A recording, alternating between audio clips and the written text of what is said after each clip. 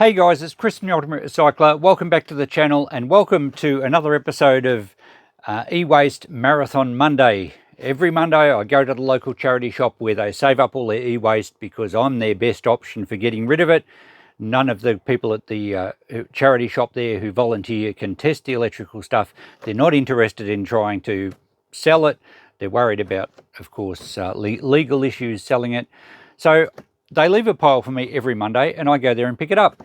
This week we have two tubs, or a tub and a box, and I always challenge myself to buy some stuff while I'm there to make, to flip and make a profit. So we'll have a look at that at the end of the video. It seems like mostly kitchen appliances this week. There's about 4 toasters, there's some sort of food processor, a couple of grill type things. I don't remember what else. Let's have a look. Let's work out what to do with it. See if we can sell some, or at least have some good enough to sell. See if we can maybe scrap some if it's not worthwhile. Make a few dollars. Send as little as possible into the waste streams. Okay, let's start with this tub and see what we've got in here. Well, we do get a lot of these. This one's a pie maker. I think we had one in the last episode. This is only a 2 pie. I think I had a 4 pie one. I try and fix them and sell them, and incidentally the one we had last week I did sell pretty much the first day, as long as they're clean enough and it's not missing any Teflon. If they're cleaned and scraped and scratched and the Teflon's starting to break up and flake off from the surface, I won't sell them because I don't consider it safe, in which case we do scrap these out. That one looks clean enough, maybe just a bit of a wipe around that one, but the rest of it looks pretty clean. Couple of bits around the edge there we just got to clean up. I don't like to go to too much trouble because of the time involved, but that one looks undamaged. It will clean up very easily. It is a Sunbeam, so it's not a cheap brand, or at least it's not one of the cheapest brands. And as long as the cord's okay, which it looks to be, we'll put that on the appliance tester, give it a quick test, give it a quick clean, make sure it works. Probably only ask $5, but that's all right. It doesn't take us long to process, and it's better than throwing it out. Next we have another type of griller thing. We had a similar one to this last week as well. How's this one look? Oh, this is the 4 pie. So this is the same as what we had last week. Again, this looks pretty good. It's not scratched up. It's a little oily, but what I'll do when I warm it up, when I test it, and when it's warm, I just wipe over it with paper towel. It cleans up really quickly. So this one again looks okay. I think it's a bit scratched on the top. It's probably been stacked with something. But again, as long as it tests right and the cord's okay, a quick clean up and $5. So I like to at least keep them back in circulation like that. $5 really just covers my time to do the test and the tag, but it does mean that we keep it alive, it doesn't get thrown out, and someone that perhaps is struggling financially can afford one and hopefully make use of it. Oh, here we have a little phone. So I'm not sure what, it's an LG. The front is very scratched up, so it's a much older model. I will check that online just to make sure it's not worth a lot of money or something. Very unlikely, but I like to check out the phones because some models, for some reason, people do buy. We'll get back to that one shortly. Here we have the base for a kettle. I think the kettle's in the other box. Here it is. And same deal with these. If they're clean enough and they work okay without any leaks, I will just put a little bit of water in them, test them, make sure they're safe, and if I don't take too much to clean up, I'll resell them, probably again only at $5. This one is an Anko brand, and I think a few of you mentioned in one of my recent e-waste videos that was a brand sold through, let me see if I can remember, Target, was it? Or Kmart, and Target sell it now as well. A budget supermarket brand. However, it is a stainless steel kettle. It looks, it's pretty scungy inside. We'll see how it cleans up after we boil a bit of water into it. Assuming it works, sometimes these kettles, particularly the cheaper ones, will actually leak. They leak a bit of water, I think around the level mark here. So if there's any sort of leakage, it's clearly not safe and we will throw it out. But we'll put a bit of water in that one and boil it up. In this one we have, what's this say? Oh, is this a Nintendo? Well, look at that. Nintendo Wii. I don't think I have any cords for it, so I don't know how we're going to go with that. It looks to be undamaged, but I can't really test it without any cords. I don't know much about these. I've never actually had one. We could scrap it out. There's a pretty reasonable board in there. However, because they're basically a mini computer. However, the effort to get it apart, because it weighs hardly anything, the board is not even going to be worth $1, even though it is a good quality board. So I would much prefer to sell it on, even at $5 untested. I've sold them like that before through the shop. Someone's usually prepared to take a punt. There's a pretty good chance that it works, remembering this stuff was donated, but then again, people donate all sorts of junk sometimes just to get rid of it, as we mentioned in the last video. Okay, here we have a Breville Cyclonic Whiz. So I think it's like a blender. The rest of it hopefully is in the other box because there's nothing else in here. It's quite heavy.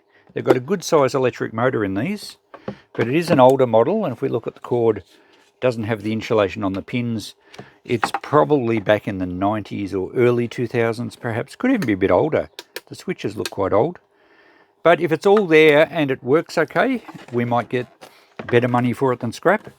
However, the electric motor in there, I can feel it's probably nearly weighs a couple of kilos. So there's at least $2, but of course we have to get into it to get our money there. I'd be much better selling it at $5 if it works. But we'll see if the rest of it's here. We'll get this tub out of the road in a minute and we'll get to the other box to see if the rest of it's there. Now what do we have here? Panasonic, it's a shaver. Here it is. It's got the cord. It's got some brand new blades.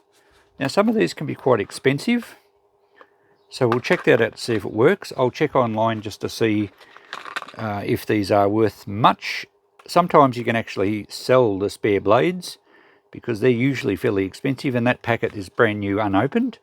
So we could have some good value there. But I'll possibly sell the whole lot together. Whoops. Once I pick that up. We also have a little bit of paperwork with that as well. So yeah, that looks like the complete kit. So we'll check that one out. That might be worth a few dollars. Alright, let's get this other box in. Now, here we have Toaster City in here. There's quite a few toasters. And these things are cheap to buy new. So very rarely I bother cleaning up a toaster because you can buy them so cheaply. This one's full of burnt breadcrumbs. Something's loose in there. I don't think it's supposed to be like that. So we're probably just going to scrap this one. And scrapping toasters is really just a matter of chopping the cord off. Unfortunately, that's the only value I get out of a toaster, is chop the cord off. The rest of it I'll send out to the e-waste at the transfer station. So yeah, they need to be really looking clean and near new for me to try and sell a toaster. Unless it's a good quality brand, of course. Alright, let's get the rest of the toasters out. I think they're all going to be falling into the same category. That one's filthy inside as well. It is a Sunbeam, this one, so it was a slightly better toaster. But when they're that dirty inside, it's not really worth pulling them apart.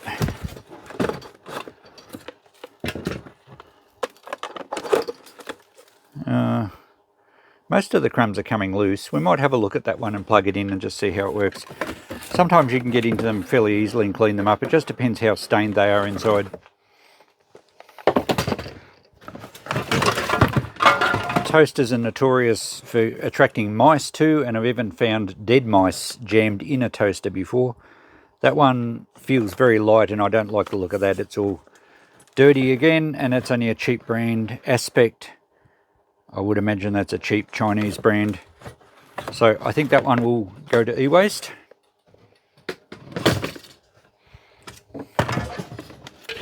And this other one here is a Sunbeam Cool Touch. Again, it's a bit dirty inside. It's not so bad, this one. So I reckon that one's worth selling. It looks a bit cleaner. Even the crumb tray is quite clean. So we might get two toasters that we can sell. They will, of course, have to test safe. Now, what's left in here? We have, I think this is part of the blender. Microwave proof. And we have the blades. Yeah, that does fit on the blender. We have the top section. And we have the plunger thing. So that appears to be all there. We'll give it a check. We might be able to sell that. The only other thing in the bottom here is a handy fan, rechargeable little fan with LED light. I assume it just charges off USB or something. It's possibly input 5 volts DC, probably USB. I don't think this has ever been out of its packet. So we may be able to get $5 for that. I don't think it would be a very expensive one. It's probably only $5 or something new. We'll get that out though. I think it has been opened and we'll just make sure it's right and works. And that's the end of this box. Other than a whole lot of cardboard bits. And the box itself, I don't need. It can go into the recycle bin for cardboard. Alright, I'll clean up some stuff and we'll give it a test. I'll do a bit of checking on some of the things, including this phone and the razor, of course, and I'll be back with you shortly. Shortly for you, but the next evening for me, because we're working at the shop every day this time of the year, so I've only got the evenings to do this. I've been going through cleaning things up. I've tested both those toasters. They work fine. They cleaned up really well, so they're both the Sunbeam ones. I've cleaned up this Anko pie maker and it tests safe, so that's all good to go. The kettle cleaned up remarkably well. Inside was very black. I should have given you a better shot. It was quite black and scungy. And have a look at that. I think you can see in there, it's like a brand new one. I've boiled it a couple of times with citric acid in there, and it's actually done a fantastic job. It looks like a new kettle. It boils up fine. It works great. There's no leaks. It even cleaned the little sight area where you see how full it is. So even though I think that's an Anko one, I did look up yeah, it is. I did look up the retail on those and they're around about $30. So I think we'll probably get 10 for that because it will pass as a new one and we will have it safety tagged. Likewise, the Sunbeam toasters, I'll probably go 10 each on those. I looked back at last week's results and I've sold just about everything on the entire list. So $5 is probably a little cheap. Particularly on the better brands, I may as well make $10 or so. Those Sunbeam toasters are discontinued now. But they were $30 to $40, and I actually found one retailer that had quoted more than that, so they weren't cheap ones. The Anko pie maker, I think, still sold at $25 or $30, so we could I might just stick with 5 on that. I'm not sure how easy they are to sell, although as I said, we did sell the one last week pretty quickly. Maybe we'll go 10, we can always drop it. The Sunbeam Pie Magic one, that's quite an older model there. And I haven't cleaned this one up yet, and you can see it hasn't got the insulation on the pin, so it is an older model. But these Sunbeam pie makers sell for upwards of $50 to $80 or something, and or the newer ones aren't white, they're all a sort of a grey, sort of a more charcoal modern look. I think white stuff's a little bit out now. It'll probably come back, of course, but this one, we should be able to get at least 10 for this, but I will have to clean it up and test it yet.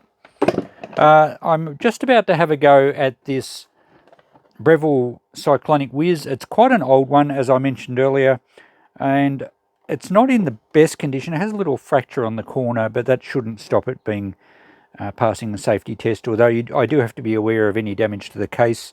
But I did notice on the plug, it actually has someone's safety test, and it's still valid until August next year, or 2025, so that's fine. I'll just check it on mine to make sure it's still safe, and we'll make sure, of course, that it works and doesn't sound terrible. Let's adjust the camera, and we may as well plug it in now and see what it does. Now, it won't work because it has a safety switch. It won't work until you assemble the top, so we'll put this part on. There's no cracks or anything in this. It is a little bit scuffed inside, but you get that, especially when you're chopping up nuts or breadcrumbs or something that's going to wear the plastic. So it can only go on a certain spot. That's it. And then we can put the blades in. And then it still won't work until the top locks and it pushes a little plunger down here to operate the safety switch. So we need to make sure, of course, that that's all working. Which direction does that go? Around this way, I think. There we go, that's it. And we can take this part out. Okay, that's locked in position. Let's see if it runs. Turn the power on. There we go. Beauty about these things is they've got such a big, heavy, nice motor in them that they really sound powerful and they don't make a lot of noise. So they're probably lower revving than some appliances, but they have lots of torque, which is great, I guess, when you're slicing things up. So that seems to run fine. It does test safe on my appliance tester, and you could push whatever you need to down into the blades. perfectly safe because you can't get your fingers in there unless you really, well, you still wouldn't touch the blades because you've got to go so far down. So that's safe, it works. And what can we get for it? Well, this sort of thing, let's turn it off. I'll make sure the pulse works. Yep. These sort of things I think would be pretty expensive to buy now. They'd be a much different style these days. It would have been expensive in its day, I guess. And I did notice around the back, it has a $5 sticker. Someone had it at a garage sale and they said working. I think we could put 10 on it. I think someone would see good value, particularly because it's been tested and has the tag on it. Someone would probably use it for, as I said, breadcrumbs or something like that. I think they would find it quite useful, or it might even find a use in someone's workshop. Who knows? So anyway, I think we'll try 10. We can always drop it to 5, and it's going to be much better than scrap price, even at $5. Okay, I've now finished sorting all this stuff and checking some prices and cleaning up, and we have a nice array of stuff, just about all for sale. We just have the 2 toasters over the distance there, which are going to the e-waste crates at the transfer station, and I've cut the cords off. So very little wastage out of this lot. Pretty happy with that. Did take a little while to clean it up, but I'm not really worried about that. A couple of things to mention. I think we've talked about all the major appliances. This little fan, the battery, it has a battery in it, and it's not taking charge. I think it's a nickel cadmium battery. Is it? I don't even know if it marks it. It's one of those, it's larger than the AA, and it's like 3.7 volts or something. And if I find another one that's any good, I can easily drop it in, but it won't hold a charge. However, the fan itself works perfectly fine off the USB, or I could even use one of these wall chargers. 3-speed fan with a little LED light. Works brilliantly, actually quite handy in my little office, just plugged into the laptop. So I think we'll get $5 for that with the cord, but it doesn't actually hold a charge. I'll probably put it back in the box, but I'll mention that on the price ticket. The LG phone, I powered up. I found a standard charger, plugs into it, charged it up, and I think I've turned it off again. I better turn it on and we'll watch it power up. We'll power it up, and it had a screen protector over the top, just a plastic one, but it was actually quite dirty and grubby, and it looked like the screen was damaged. Peeled it off, and it's actually pretty good. It fires up nicely. The battery seems to be quite good. So I went in there. It had someone's photos and videos on there. It's amazing that people drop things off to the thrift store as a donation, and they still leave all their data on there, including texts and everything. Perhaps they just thought the phone was no good and wouldn't fire up for them. But it works beautifully. So I've reset it to factory settings. I don't think it's worth a lot. I did check online. Someone was trying to sell one of these for $20, and they'd relisted it numerous times, but there was postage involved as well. It's in a little case. It may be handy. You can still connect to the internet with it. It might be handy just to use as a camera, although the camera's not as good on these old ones as the new ones, of course. And look, I don't know what people use these old phones for, but I thought I'd put $10 on it in the shop with the charger, and we'll see how we go. But, you know, it's certainly in good operating condition. It's a shame to throw it out. The Panasonic shaver has the phone's just finally booted up to the home screen, so it's pretty cool. You can make emergency calls on it, so maybe it's useful as an emergency phone, although it probably operates on a 3G network, which they've just turned off here, so I don't know how useful it will be. The Panasonic shaver, unfortunately has a US plug. I think I've got an adapter at the shop, so I don't know if it charges up and holds a charge. We can check that, but it doesn't look damaged. But I did have a quick look online for the blades, and we found some here. Every single one of them sold, and they're not cheap, as you can see from the prices. And the bottom one down here is the exact same packeted one that I've got, and it sold for almost $80. So what I'm going to do with this lot, I might throw it on eBay as a complete lot. I could always just get an adapter onto the power pack and make sure the thing charges up. And then I might list it on eBay at 50 plus postage and see how we go. I'd be fairly confident of getting that, probably even a bit more. So I've written down 50 in the notepad, and I reckon that's achievable because, as you can see, these blade assemblies alone are worth more than that. So let's zoom into the notepad, and we have a total of $130, fairly achievable, I think. And what I reckon I might do is I'll leave this list in my notepad, and next week we can just check and see actually what we've sold from it, and perhaps we'll keep track of these weekly deals and just see how quickly we're selling it. And if things hang around for too long at $10, they'll become $5 to move them on. But $130 back, I think that's more than achievable. More than covers my time, as I think I mentioned. And we've got some pretty cool stuff to put in the shop, and some things that should help people out. You know, cheap appliances that they're safe, they're clean, and keeps them in the circular economy is much better than sending them all to e-waste, which is what would have happened if I didn't take the stuff from the op shop. They don't have time to deal with it, as I've mentioned, and it just gets carted off to the e-waste crates at the transfer station, pretty much all to be scrapped. And you know, how much do they save from going to landfill? I don't really know. I would like to think they can save most of it, but there's a fair chance the casings and everything could end up in landfill anyway. So there we go. A great episode here, some good return, and a really good percentage of stuff saved. And before we go, I nearly forgot the few things that I bought at the op shop. Two things, actually. I challenged myself, if you missed it, I challenged myself to buy something every time I'm there and see if I can flip it and make a profit. I picked up this toast rack. It's only a stainless steel, or just a chromed one. I don't think it's stainless steel. It was only $1. I reckon I could probably get 5 for that. So nothing collectible, nothing special, but quite a useful, practical and clean toast rack for the table. So $1 into $5. And the other one is a little teapot. It's an enamel teapot. I think it's even Polish. I think these were Polish made. Probably dates back to the 70s or so. It's only a single cup, but it's nice and clean, and it is enameled, so it's a fairly weighty, good quality one. Great for a single cup of tea where you don't want a tea bag, you want to brew your own. And that one, if I remember correctly, was $2. I reckon I can get 10 for that, so 5 times my money again. So a couple of little items to flip for this week. Excellent. So thanks for watching this, guys. Let me know if you'd like to see a weekly episode on what I pick up from the op shop. I'm not perhaps always going to have time, but I'll certainly try if you're keen. And we will keep the lists, and we'll refer to them in following weeks just to see how the actual sales are going. I'm not going to record my time like I do on some other deals to work out what sort of hourly rate we're doing. I know this is worthwhile, and I love saving the stuff from going out to the e-waste crates. So thanks for watching, guys. Look forward to your comments below.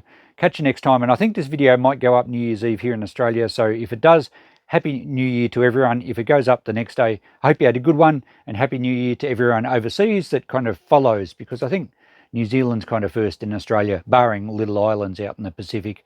And then the rest of the world celebrates. Have a good one. Thanks for watching. Bye for now.